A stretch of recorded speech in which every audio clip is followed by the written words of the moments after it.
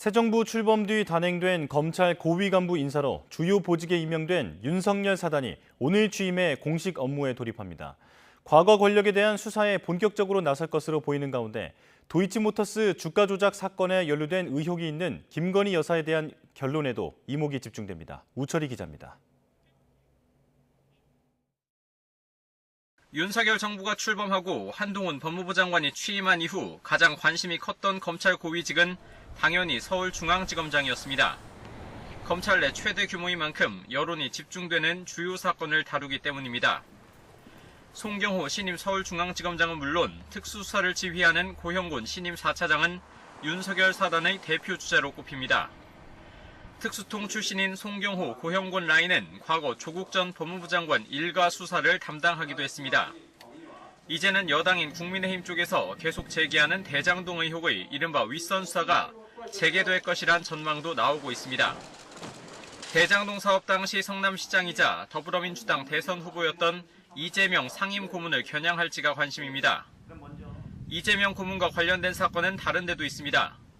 마찬가지로 윤석열 라인으로 분류되는 홍승욱 신임 지검장이 이끄는 수원지검에선 이재명 고문의 변호사비 대납 의혹뿐만 아니라 산하인 성남지청 지휘로 진행되는 성남FC 후원금 의혹 수사가 있습니다.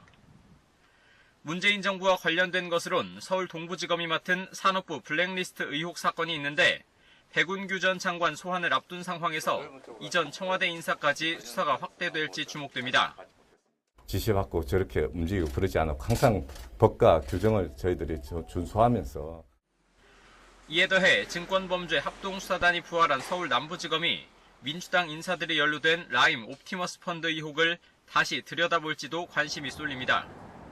다만 새로 바뀐 지휘부와 손발을 맞출 부장급 중간간부 인사가 언제 이루어질지와 이후 보복 수사 논란이 수사의 변수가 될 전망입니다. 새로운 권력과 관련된 수사도 서울중앙지검이 맡고 있습니다. 김건희 여사 연루 의혹이 있는 도이치모터스 주가 조작 사건과 관련해 김 여사에 대한 기소 여부 결정을 차일피일 미루고 있는 상황입니다. 서면 조사를 통한 무혐의 전망에 좀 더 무게가 실리는 분위기입니다. 김건희 여사 수사하실 겁니까? 지금 수사가 대단히 많이 진행되어 있죠. 소환 조사가 이루어져야 되는 게 상식적인 거 아닙니까? 수사의 방식은 여러 가지가 있고요. 새 정부 출범 이후 화려하게 복귀한 윤석열 사단의 과거 권력에 대한 강도 높은 수사가 예상되는 가운데 이보다 앞서 나올 살아있는 권력에 대한 수사 결과에도 관심이 집중되고 있습니다. YTN 우철입니다.